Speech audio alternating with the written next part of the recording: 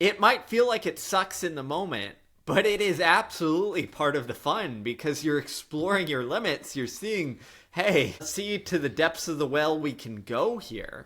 And if you view it through that lens, I think it allows you to experience it differently. Hello and welcome back to the Shakeout Podcast. This is your weekly destination for the latest stories and news from the running world. I'm your host, John Gay. Each week, we'll sit down with athletes, leaders, and personalities from across the running world to hear unique perspectives on the sport we all love, from records and medals to community, culture, and events. Today on the show, I have the privilege of sitting down with Steve Magness. Hailing from Houston, Texas, Steve is a former high school track standout who went on to a collegiate and elite career before turning his passion for the sport towards coaching and educating. In addition to his work as a performance coach for elite athletes, artists, entrepreneurs, and business execs, Steve is the author of the internationally best-selling book, Do Hard Things. His work has also appeared in Sports Illustrated, The Atlantic, and The Wall Street Journal, among others. Today, he joins the show to discuss his newly released book, Win the Inside Game: How to Move from Thriving to Surviving and Free Yourself Up to Perform. Steve, welcome back to the Shakeout Podcast. Yeah, thanks so much for having me. Really looking forward to this one. Yeah, we've been looking forward to having you too. I really enjoyed reading your new book, Win the Inside Game, and I think best place for us to start is just, how did you come up with this idea of going from surviving to thriving and freeing yourself up to perform, to borrow from the subtitle of the book? Yeah, that's a great question. I mean, the way I come up with ideas is I essentially dabble and explore different ideas long enough until something just kind of sticks around in my mind. And this one was no different. I saw it in my own life kind of transitioning from, being predominantly coaching bound to still doing some coaching, but having a bunch of other stuff in there. And I saw it in the athletes that I was working with, is like what was keeping them from fulfilling their potential was often not necessarily the training they were doing or the workouts, but it was this kind of mental side. And I would say even more so, their relationship with their kind of sense of self and the sport itself, is they were trying to figure out, how do I pursue this at a high level without it becoming something that almost, I'm afraid of seeing how good I can be. So that was that idea kind of stuck. And I said, hey, if I've struggled with this, if the athletes I'm working with have struggled with this, I bet this will help other people. So let's explore it and hopefully write something about it.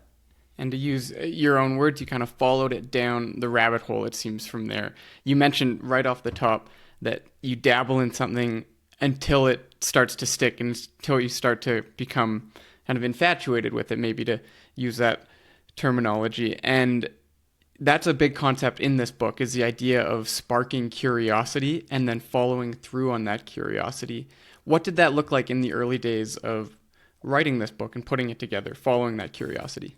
Yeah, absolutely. So here's the secret sauce on this stuff is, what I do is I explore widely, meaning I'm talking to anybody who does anything interesting remotely related to topics I'm interested in. And I'm just having those conversations. At the same time, I'm reading research. I'm reading a lot of books. I'm going, wide on all from psychology to philosophy to history and looking at this stuff. And what inevitably happens is you start to see patterns around ideas. And you're like, oh, this runner talked about, struggling with this, but so did this musician or artist I'm talking about. Even though they're not the exact same thing, they're close enough, and you start to see this pattern. And that's what it looks like, because what you do is you cast a wide net, and then you kind of follow that curiosity towards like deeper and deeper and deeper paths. In the end, like what comes out is you have all these notes and ideas surrounding a book, and that's where it comes from. And then you're organizing and coming together. But it really is, the aspect of curiosity. And in the book, I make the argument that this isn't just about writing. It's the same thing that we do with ourselves, right? If you ask how most of us got interested in running, it wasn't, I went for my first run and fell in love instantly. right? Yeah, even your own story. Certainly, it wasn't the case for you that you fell in love instantly. Maybe expand a little bit on that because it's such a great story from the book. Absolutely. So I was always talented as a runner, right? But my loves growing up were team sports. I love baseball, first off, and then I really loved soccer. And baseball I was okay at, but soccer I was really good at. I was, playing travel, soccer, and all those things. And I remember in 5th grade, in the U.S., we had this presidential fitness test, which basically you go through a bunch of different exercises. They rank you, and you get to see how you do. And I remember the mile. I was like, okay, I'm a pretty good soccer player. I got endurance. I should excel at this. And I did. I ran the mile in a little over 6 minutes in 5th grade and just missed the school record. And the school record was on the board in the lunchroom where we all sat. And as a 5th grader, elementary school kid, you're like, oh, that would be cool to have my name up there. So I remember saying, okay, this is cool, but I just missed it. And the PE coach said, well, Steve, why don't you go train and maybe join a track program and then in a month or two you can give it another go before school ends. And I'm like, great, let's do this. And I remember going home, telling my dad, all excited, and then the next day I start practice. And I remember we just ran, I think, a hard mile because God knows what you're doing in training in 5th grade. And I remember getting done and being like, this sucks. When I went to soccer practice, you essentially scrimmage. You're like, this is fun. Yeah. But running, I was like, this is painful. It hurts a lot. At the end, I'm dizzy, out of breath, and feel like I'm going to puke. And I remember having these thoughts of well, if I just trained, I could be great at this. And deciding, no, training sucks. I don't want to do this. So I went home and told my dad, and he's like, yeah, you can quit. Go back to playing soccer. So I quit. And I think that was key because I wasn't interested in the sport. It didn't capture me. I was still good at it, but I wasn't that interested. It wasn't until several years later, I still ran junior high track and cross country, but it wasn't until my freshman year of high school where I really got hooked up on it because I went for some runs with, older family friend who was the best runner in the school.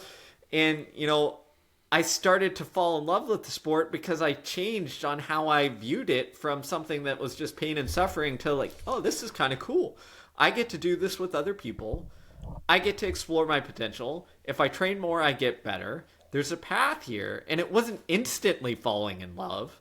I started it because I had the older teammate who was essentially hey, come out. This will help you for soccer because I still want to play soccer in high school. But once I got into cross country, I fell in love with it. I started to enjoy it more. I went from the guy who only ran during practices to then I was like, oh, I should run on the weekends. And it's that process of letting that curiosity and exploration drive the ship instead of saying, or instead of me or my dad saying, hey, 5th grade, you almost got a school record. Go all in on this. If I would have done that, I probably would have been burnt out and not running by the time I got to high school. Yeah, fascinating. There's 2 points that I want to bring up here, and I'm going to try my best to weave them together.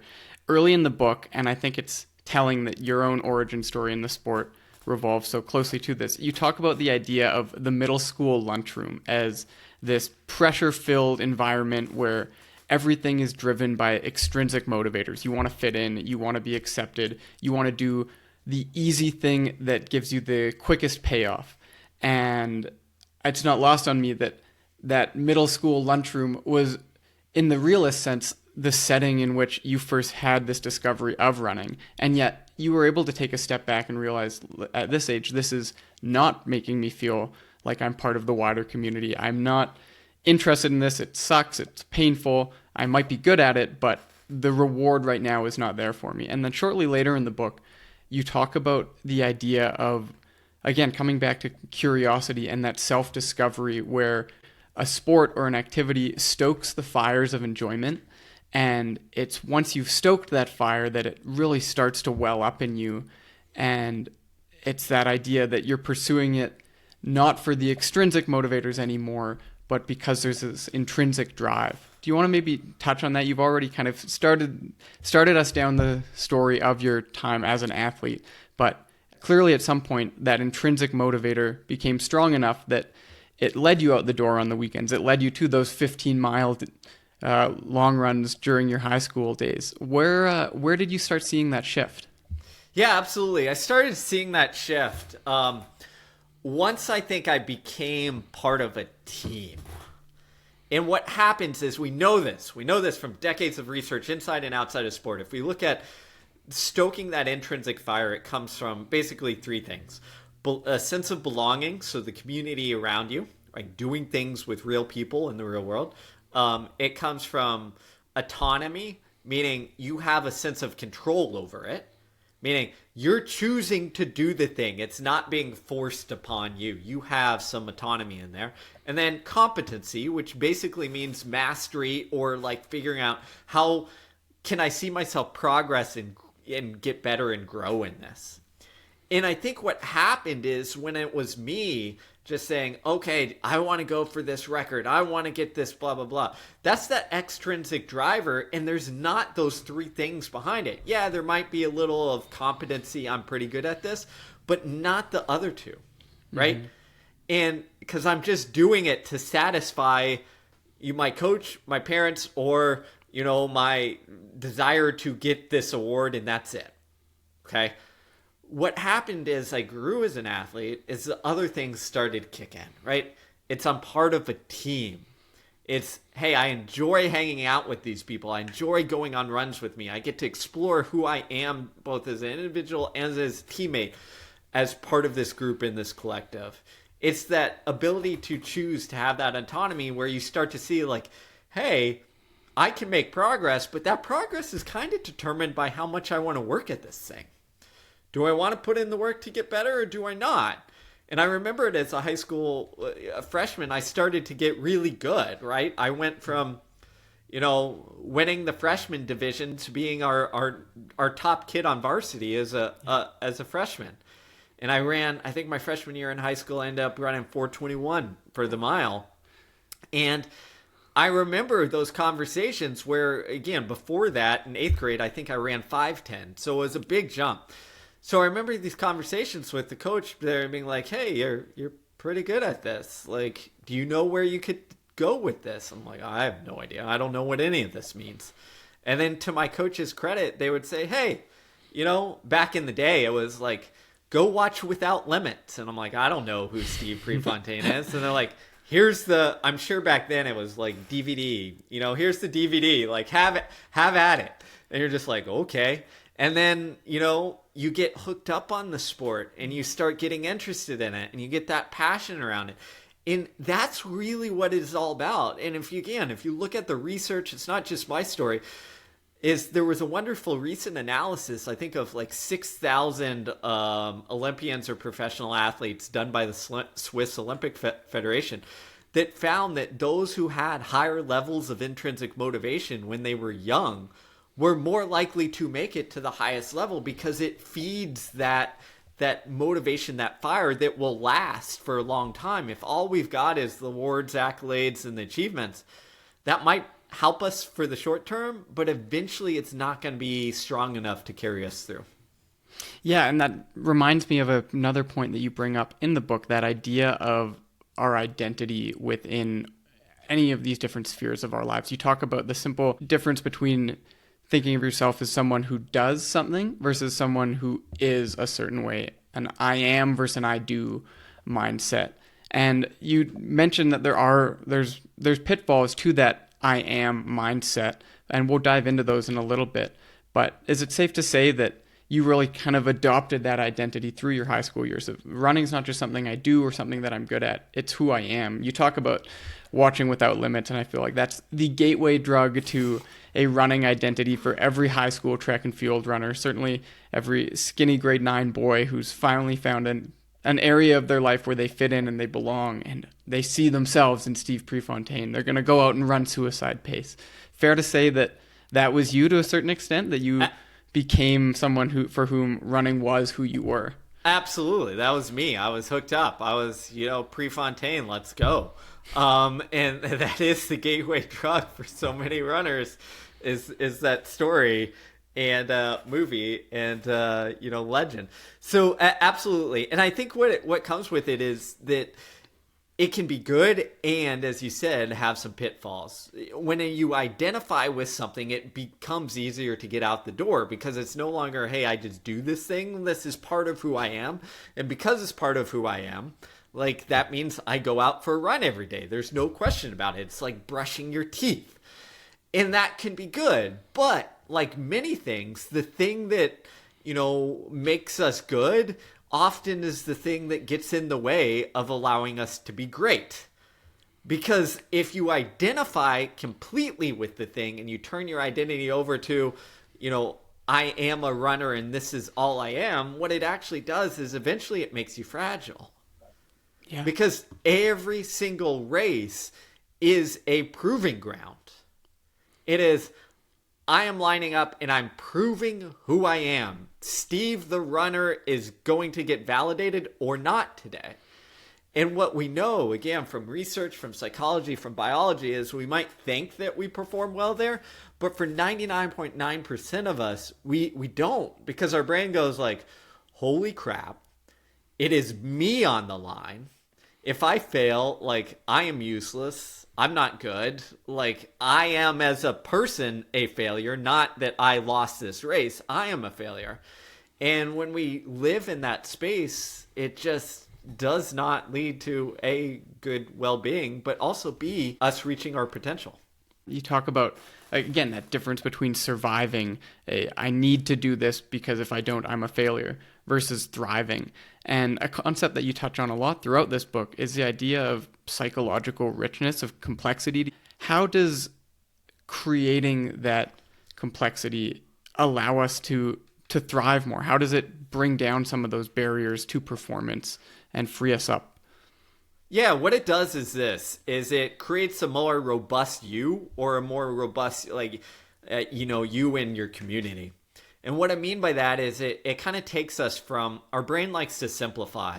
So if we see ourselves through this narrow lens of only running or pursuing whatever we're pursuing, then what happens is we start to almost write like a 2D caricature story. So, I mean, I am a runner. It's no different than the books I read to my toddler, right? It's like, see, spot, run. And then, it's very simple, and the stories are simple and make sense. That works for some things. But in the real life, which is messy, if we don't have the complexity behind us, meaning that we see ourselves through different lenses, we understand that we have different things that contribute to our identity, that we play different roles in our life, that running can play a significant role, but we also might be a brother, a sister, a husband, a wife, a engineer, a doctor, someone who likes playing bingo, whatever it is. Like, all of these things contribute to who we are. And the more robust or complex our sense of self is, the more it allows us to actually take risks and think something that we care about. Because our brain goes, okay, we're going to go for it in this race. And if we fall short, don't worry, it's not the end of the world, because, Steve gets to go home to his wife and kids and they're going to love him and it's okay. Or he gets to go write his books and, be okay. We have these other things, and that little bit of safety net and complexity, what it does is it allows us to almost have this buffer where we can now handle more stress and take more calculated risks. In fact, I don't think this story made it into the book, but because I forgot about it for a while. But one of my favorite things that happened to me when I was a college athlete, I believe it was, is I remember sitting down with the sports psychologist, and at this point I was struggling with running. I was kind of on that plateau and not improving. And he sits me down and he starts talking about this Olympic level, one of the best in the world runners he had worked with. And he's like, she struggled for a couple of years in high school and college to make it that next level and didn't quite make the jump. And she was really struggling. And I started working with her, and we couldn't figure it out until one day I convinced her to try some things, and she made the Olympics and was, in the Olympic final and one of the best in the world. And I'm like, great, what's the secret, man? And he looks me dead in the eye and says, knitting. And I'm like, knitting? What are you talking about? He's like, yeah, she took up knitting. I just asked her to find a hobby. She took up knitting and enjoyed it. And now, instead of like finishing the workout, going home, thinking about it, obsessing about it, thinking about the next workout, obsessing about it, and never having a break, she went home from track practice and started knitting, and that took her mind off of track just enough that it allowed her to kind of break through and free herself up. And I think this is so true. And I've worked with a number of elite athletes where, I've helped them break through or get through some tough spots. And a lot of times it was simply by saying, yeah, that's great. Like, you need to have something else in your life. Diversifying those sources of meaning, creating competencies in other areas so that you're not entirely reliant on that one thing that you maybe identified as growing up as a high school kid when everything came down to what your mile time was. You talk about, and I'm reminded of this when you mentioned that knitting analogy, you talk of an artist who, to break themselves out of the rut of kind of artistic fog, they would go out of their studio, sprint uphill, exhaust themselves, and then return to the studio, return to the canvas with a fresh set of eyes, a fresh perspective, all of these endorphins firing that give them a new lease on whatever the project that they're working on is. For those of us for whom maybe the sprinting uphill is more of the part of our lives that we're familiar with and comfortable with, that's not the thing that's knocking us out of the rut. What are some things that we can do to achieve that same shift in perspective? You talk about knocking yourself out of the rut of confidence. What can that look like? You've already given the example of knitting. Are there others that you've seen work particularly well for athletes? Yeah, absolutely. So I think one of the ones that works well for elite runners is actually to realize that running is such a small sport. And it feels like life or death when you line up, and it feels like the world is watching. But if you can knock yourself out of that mindset and realize that, like, hey, no one really gives a shit about how fast I run in circles. And sometimes I've had athletes, I literally will tell them, I'll be like, hey, go to this professional track meet that I know won't be that well attended. I'm like, look around in the stands and see how many people are there, right? Compare that to NBA game or an NFL game or the Super Bowl or whatever it is, soccer match. And it's not to like put down running, but what it does is it makes you realize like, oh, this thing that I've been blowing up in my head coming from the outside is actually just pressure I'm putting on myself. Yeah. It feels bigger than it is, right? And if you can do some things that, again, realign that expectation or realign that kind of pressure that you're putting on yourself, what it does is it kind of frees you up, and you realize that, like, hey, I don't need to take all that baggage from everybody else. I'm choosing to explore my potential here. Like, let's put down that baggage and just see what I'm capable of. Another thing that I think works well for runners too is that you remember that you are creating the career that you want to have. And again, one of the ways I do this is sometimes I'll go back in history and find the woman who got 12th at the 1984 Olympic Games in the 1500 or whatever have you. And chances are they won't know who that person is, even though they were really freaking good. Yeah. Right? And the point isn't to downplay the 12th in the Olympics, but it's to let them realize that, like, hey, you are crafting the story that you want to. What challenges do you want to take on? And I remember early in my career when I didn't know a hell of a lot, but I still coached some people. I remember working with Sarah Hall, where she was kind of making her way towards the roads and dabbling in the marathon and stuff, but still wanted to do the track and stuff.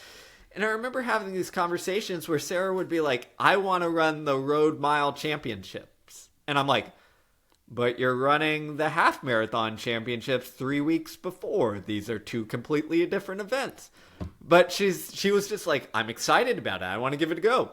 And as a young coach, I was like, all right, let's try it. Let's see what happens.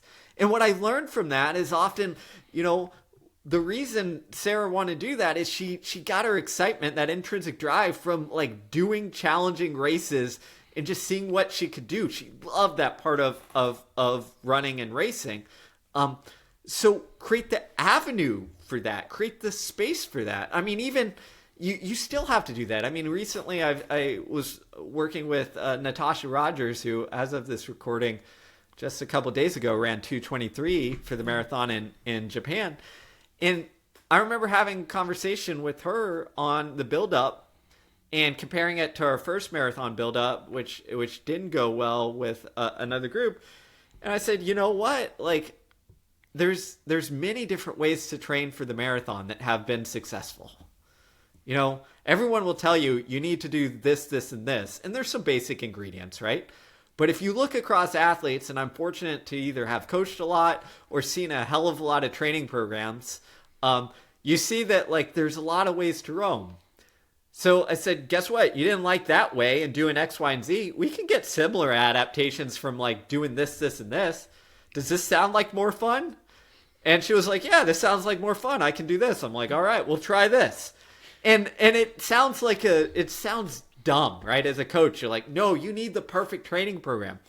But what I realized is that like to get people out of the rut, they have to have some sort of enjoyment to do it. And if you can create that enjoyment, then a training program that is, 95% as good is going to be much better than if you're forcing someone to do something that is just drudgery all the time.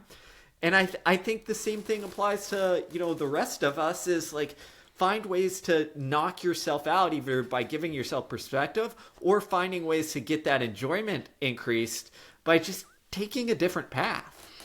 Yeah, it reminds me a lot of the simple concept of play that you touch on a lot throughout this book. And I think with running, oftentimes it's a difficult one for us to intuitively grasp what play looks like, because for many of us, you were the same, I was the same. The first exposure to running was as either a punishment or as a chore in gym class.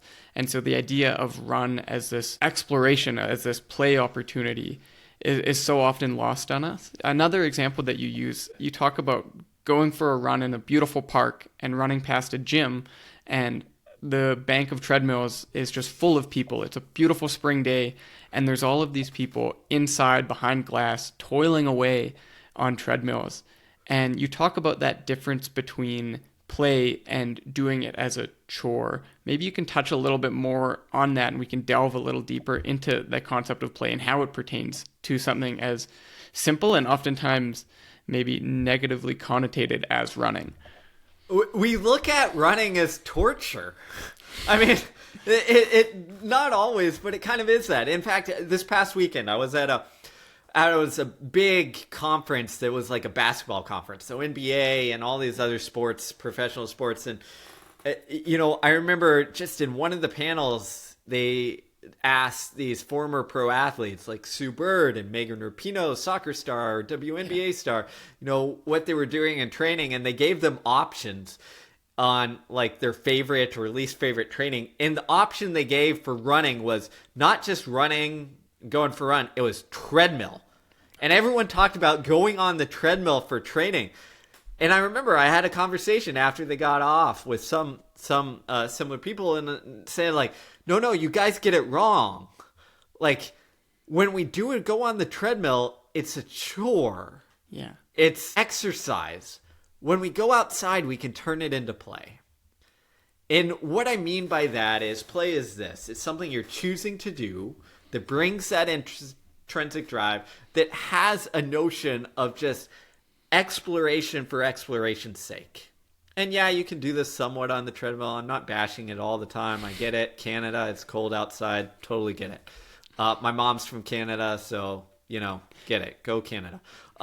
But here's the deal, is if we get back to some of the roots. So if we look at the idea of fartleks, what were they originally? Fartleks, speed play. Okay, the original fartlek was not go do 10 by 2 minutes on, 90 seconds off. It was, hey, we have this trail that goes through the woods and up and down some hills. Like, as you're running it, choose some landmarks and run up hard the hill and then jog down and then run hard to the next tree and just kind of make it fun and play with it as you go. And I think what we've done is we've regimented it to death, so we take that away. So when I was coaching, college athletes, a couple of things we do to bring back some play is I would tell them, for instance, we'd have like a threshold day. And I'd say, hey, look, here's the deal. The goal is to spend about 30 minutes at around threshold, plus or minus. How you get there, I don't care, right? Go have fun with it, which sometimes means they'd go for 15 minutes, and then they'd say, that kind of sucked. I'm going to go 5, 3, 2, 1, 1, 1, whatever. Sometimes they'd feel good on a segment, and they'd go 10 minutes, and the next one, it would kind of suck, so they'd go 2 minutes, and then they'd go 5 minutes. You just made it up as you go. And I think there are other instances of that, but I think sometimes we need to let go of the constraining feeling of it and say, hey, we gotta go explore. In this case, like maybe it's a specific, feeling of fatigue or effort or whatever, but go explore and have fun with it and be outside while doing it. It's that melding of curiosity, the exploration piece, and play, doing something that is intrinsically fun, intrinsically joy-bringing. You even talk at the highest levels of sport, our sport, other endurance sports. You've already given the example of Sarah Hall, of Natasha Rogers. You mentioned in the book, you talk about the Norwegian method and Gustav Iden and the triathletes that he's coached in the last number of years, and how for them, as much as from the outside looking in, it appears to us as this super intense hard work, there's also this exploration aspect to it, where they're getting out there and they're trying new things all the time and really trying to find a feeling more than a specific stimulus, or maybe less concerned about a specific heart rate or a specific lactate reading as they are about finding that feeling. And is it fair to say, do you think, that there's an element of exploration and of following your curiosity in doing those really hard things? Like, there's no doubt that someone like Christian Blumenfeld, Olympic champion in the triathlon, is training extremely hard, and there's going to be moments of physical discomfort and difficulty in that. But is that part of it? Is that part of the stoking the fires of curiosity, is doing those really hard things? Absolutely. I mean, it might feel like it sucks in the moment, but it is absolutely part of the fun, because you're exploring your limits. You're seeing, hey, let's see to the depths of the well we can go here. And if you view it through that lens, I think it allows you to experience it differently than if you say, hey, I've got 10 by mile and I've got to nail this pace. And if I don't, I'm going to feel like I'm not prepared for this race or what have you. And I think that's what I've tried to instill in a lot of the athletes I've worked with, is like, let's get excited about this thing and let's go explore our limits on certain workouts. And part of the joy is like seeing how good you can be or where you can go. Or what I tell athletes all the time is certain workouts or certain races, like the whole point is to put yourself in position and just see what happens. Meaning, like, put yourself in position to see what you're capable of, to explore new limits and like see what it is. And in fact, when I was coaching college athletes, like, we would try and frame some of our goals around this with people who, I think often what happens is we intentionally hold ourselves back a little bit, because it's a little safer to say, okay, I know I can do this, so I'm going to like not go past the edge or go up to the edge. I'm going to go a little bit below it and like put myself in a situation where I can still finish off this pace. You often see this with high school and college athletes. So I remember reframing it with some athletes and say, hey, look, your entire goal of this race is, at halfway, I want you to be with so-and-so teammate or in such and such pack or with the leaders or what have you. Even if that's a little over their head. And sometimes, they would blow up and it wouldn't go well. But sometimes it would, like, they would connect and it would be like, holy crap, I hung on. Like, how did that happen? But what you're doing is you're giving them the permission to say, the whole goal is to put yourself out there. I don't care afterwards. And you have to go along with that as a coach. If they blow up, you don't yell at them. You say, hey, great. You went for it. Awesome. Like, that's an A+ race because you went for it. But what you do is you free people up to explore instead of making them trapped by fearing failure or fearing the blow up. You send them on that spiritual journey. The terminology you use throughout the book is those go find God workouts or go find God races. And you talked just now about giving them permission. And what really struck me when you were talking about the idea of these super hard workouts, these go find God sessions, was that idea of permission being granted by a coach or older teammates. What role do those people in positions of power, those leaders, have in helping those in their charge explore their capacity, explore their limits? Where does that community element come in? Yeah, it's huge, because where do we understand stuff? By looking around us, right? It's no different. I've got two young girls, and what do? They look to mom and dad to see what's like safe to do, right? When they know they're venturing off and, I don't know, gonna try and jump off a couch or whatever it is, like, they look at us, right? Because we either give the signal of like approval or like, oh dear God, what are you doing? Like, stop doing that. And it's no different as we age and grow, as we look to the adults, we look to the people in positions of power, we look to the mentors or the captains or the people we look up to as like, how should we handle these tasks in front of us? Do we have an environment that invites taking some risks to emphasize putting the effort there, even if the end result, goes the wrong way? Or do we create an environment that is almost, again, that fearful parent who says like, no, never do anything dangerous. Like, you can never do anything dangerous. Don't leave the front yard, whatever it is. And what happens is, like, yeah, that protective mindset, like, might, I guess, keep them from getting bumps and bruises or breaking arms. But it creates an avoidance mindset for that athlete. And no different than a coach or a teammate or whoever who says, like, this is your position, like, stick to your position. Well, guess what? You're never going to take a risk. Or that coach who overemphasizes, the result and defining you by it. Well, what you're going to do is you're going to make sure that you never blow up in a race because you don't want to feel their wrath. Yeah. So I think when it comes to, especially adults, coaches, mentors, is we kind of set the standard like a parent does of like, what are we rewarding? What are we incentivizing? What are we allowing? And that sets the bounds for how much exploration an athlete can do. Yeah, it's the difference between an avoidance mindset, which you touched on, where, to use your words again, you're playing not to lose rather than playing to win. It sounds like a subtle difference, maybe at first glance, but there's a world of separation between those two concepts. What is that chasm in between those, between playing not to lose versus playing to win? Yeah, one is what we're talking about. I mean, one is we have this approach mindset. And what research tells us is generally when we have an approach mindset around things, it affects our biology. We're more likely to have, adrenaline and testosterone stress response, which allows us to take more calculated risks, okay? If we have that avoidance or we're playing not to lose, what happens is we have more cortisol, which puts us more stressed, more fear-based, more protective-based, and we never get to explore the kind of limits of our potential there. We just kind of play it safe.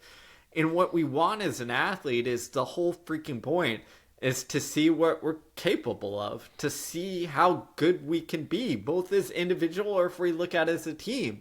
So we want to have that approach, mindset. We want to play to win. We want to be able to, take some calculated risks, even if they kind of backfire and don't work out. So I think it's at the essence of not just competing, but I also think it's at the essence of like living a good, meaningful life.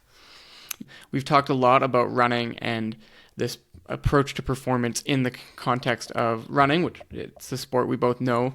How has it looked in what you're doing now in writing these books and putting yourself out there. You're prominent as an educator. You're still coaching a ton. What does it look like to take that approach mindset and put yourself out there in a realm that is maybe less cut and dry than simply winning or losing a race?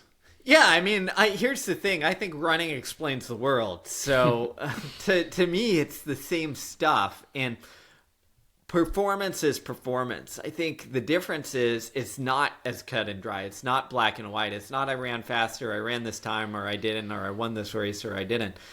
In writing, you have no idea, right? It's more of art. Yeah, maybe you sell more books or you don't, but that doesn't have that. A lot of that, quite frankly, is luck, you know? And if you got lucky or not, it has very little to do with I mean, a little bit, but you essentially write a good enough book and get some luck and you'll sell a lot of copies. I've had it happen both ways. So I think to me, what it gets at is like that approach mindset is exploring interesting ideas, right? It's what ideas do I want to tackle, not the external of like what idea is going to go most viral on Instagram and get me more follows and likes and comments or what have you. I don't want to play that game. That's not a fulfilling game. It might be a financial game in the short term, but in long term, I don't think so, or I don't think it's fulfilling. So it's doing that. It's balancing things in life where you realize that, again, I coach still. I work with some lovely athletes, but I don't coach nearly as many athletes as I did a decade ago. Yeah. But part of it is like realizing that, like, again, I'm owning and writing the story that I want to, which is still, I love running. I still coaching. I'm going to keep my hand at it, but also not coaching, dozens and dozens of them allows me to free up to write, to explore interesting ideas, to, as I said, go to these conferences where I'm talking to NBA people about things that, again, I feel like I have no business to, but it's there. So you get to explore things. It's being able to, be with my 2 young kids and, help them grow up and develop in a way that maybe I wouldn't be able to when I was coaching college track and gone every weekend. And I think what it comes down to, again, is like, you get to define what success means. You get to define what a meaningful life is. You get to define, what game you're playing, whether you're playing the external or the internal. Like, be aware and makes those choices wisely, just as we would in running. Yeah, I think fair to say you're creating that psychological richness and complexity in your lives. And I certainly, from my perspective looking in, it seems like it's only benefited each of those different outputs. Steve, the father, is now a better writer because of that external motivation of being able to go home and spend time with his kids. And Steve, the writer, is a better father because he's getting his creative juices flowing in this other area of your life. Fair enough to say that?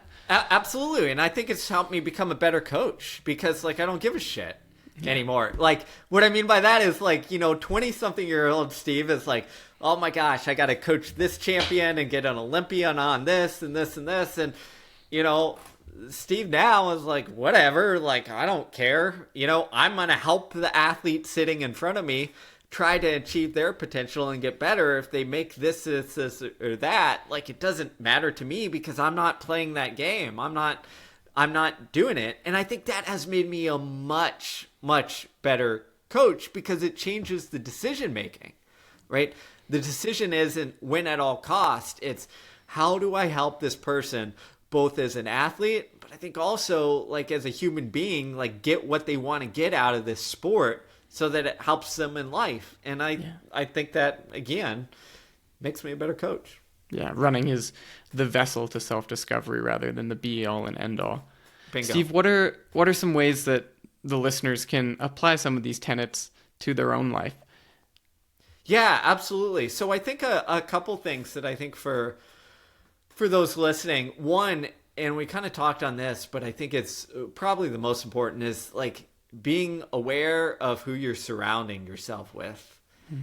And I think this applies to good teammates. This applies to good coworkers. This applies to everything. Is like so much of our world and our approach is like not just mentors, although that matters, not just bosses, but like the people we surround ourselves with, is make sure you're creating and crafting a good community, good run clubs, supportive teammates, whatever it is, especially in a world where increasingly we're pushed to spend way too much time online, in social media, on the virtual stuff, is that in-person community matters so freaking much. So that's step one, is I would evaluate that and say, how do I make this a priority in my life? The other things that we talked about that I think, really help for people is that, especially young runners, is they often think, hey, if I want to be great, I gotta, go all in and be obsessive and blah, blah, blah. And I get it. I was that way. I had that story too. But the best thing you can do is, yes, you need to care deeply. Yes, I want you to fall in love with the sport. But you've got to have other things in your life. In fact, I got a pleasant surprise last week. I just signed on to LinkedIn, which I never go. But I got to push the book wherever I can. So I signed on to LinkedIn. And I had this post that I was tagged in that was going viral. And it was by a guy, I'm going to mispronounce his name, but Mario Götze, I think, who was on the German soccer team as a 21-year-old when they won the FIFA World Cup in I think 2014. Yeah, 2014. Yeah. And he was actually the dude who scored the game-winning goal. And he wrote this piece based on reading, the book and what I'd written. And he said, yeah, when I was, 20-something and about to make the national team, everybody told me, drop out of school, don't go to school. And he said, my parents and I decided, keep finishing school. I need this other thing. And then he was like, as I aged and was in my late 20s, and I'm paraphrasing, but he says, everyone said, only soccer. And I got interested in being an entrepreneur and exploring these other things. And it made me a better soccer player and, a human. And what more can I say except, like, here's, again, outside of running, but here's literally one of the best players in the world who achieved at the highest level in a global sport telling you the same thing. So it's not just like Steve speaking from running and talking about his glory days. It's literally someone who's been at the highest level telling you this there. And I think that, again, is that message. If you're listening, like, it's okay. Insecurity is telling you to narrow. Mm-hmm. And you need to have the courage and the security to understand that, like, yeah, I got to care. I got to work hard. I got to do all the things. But also, like, diversifying myself, it is not going to hold you back. Totally. Yeah, just because you're a runner doesn't mean you can't go pick up a book and learn a little bit more that way. For all of those listening, if this isn't your cue, whether you're a soccer player or a runner, to go out and win the inside game and delve into it, then let this be a message to you. It's on shelves now, correct, Steve? Correct. Wherever you get your books. Steve, thanks so much for taking the time to chat with us today. This has been such a joy for me. So great to pick your brain as always. And best of luck with the rest of the promotion of the book, and already looking forward to the next one. Thanks so much, John. I really appreciate it. It's wonderful having a conversation with you. Absolutely. We'll see you next time. Thanks again to Steve for contributing to this week's episode. If you want to find out more about Steve, Win the Inside Game, and his other work, we've linked his social media info in our show notes. You can also follow us on Instagram, Facebook, and X at Shakeout Podcast. If you're enjoying the Shakeout Podcast, please subscribe to the show and consider leaving us a review. Thanks for joining us, and we'll see you next time for your weekly Shakeout.